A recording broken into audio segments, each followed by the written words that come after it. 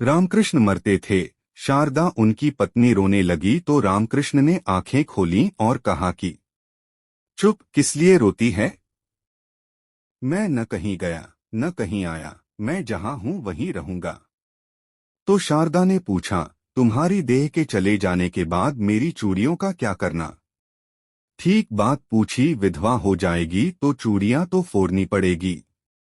रामकृष्ण ने कहा कि मैं मरूंगा ही नहीं तो चूड़ियां फोड़ेगी कैसे? तू सधवा है और सधवा रहेगी। सिर्फ भारत में एक ही विधवा हुई जिसने चूड़ियां नहीं फोड़ी, शारदा ने। फोड़ने का कोई कारण ही न रहा। रामकृष्ण सबके लिए मर गए, शारदा के लिए नहीं मरे।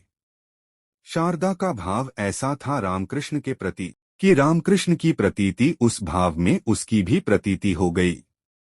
उसे भी दिख गया कि बात तो सच है, देह जाती है, देह से तो लेना देना भी क्या था। देह के भीतर जो ज्योतिर्मय विराजमान था वह तो रहेगा, वह कैसे जाएगा? मृत्यु का सत्य जीवन है। ध्यान में किसी दिन मृत्यु घट जाती है। जिस दिन ध्यान में मृत्यु घट जाती है उस दिन ध्यान का नाम समाधि। इसीलिए समाधि शब्द हम दोनों के लिए उपयोग करते हैं। जब कोई मर जाता है तो कहते हैं समाधि ले ली। संत की कब को हम समाधि कहते हैं और ध्यान की परम अवस्था को भी समाधि कहते हैं। क्यों? क्योंकि दोनों में मृत्यु घटती है।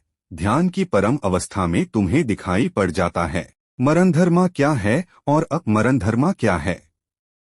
मृत और अमृत अलग अलग हो जाते हैं। दूध और पानी अलग अलग हो जाते हैं।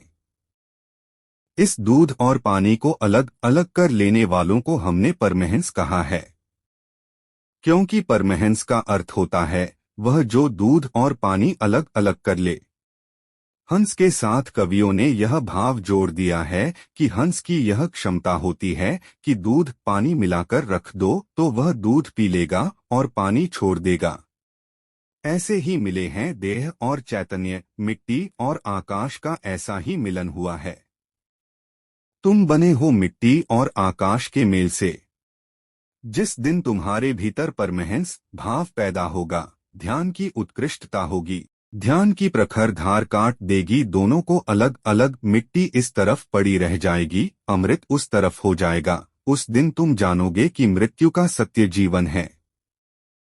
मृत्यु को जानकर ही असली उत्सव शुरू होगा। फिर तुम नाचो। फिर नाचने के अतिरिक्त बचा ही क्या? फिर और करोगे क्या?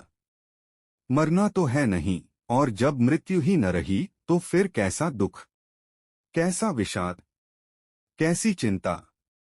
फिर नृत्य में एक अभिनव गुण आ जाता है। फिर नृत्य तुम्हारा नहीं होता, परमात्मा का हो जाता है। फिर तुम नहीं नाचते, परमात्मा तुम्हारे भीतर नाचता है।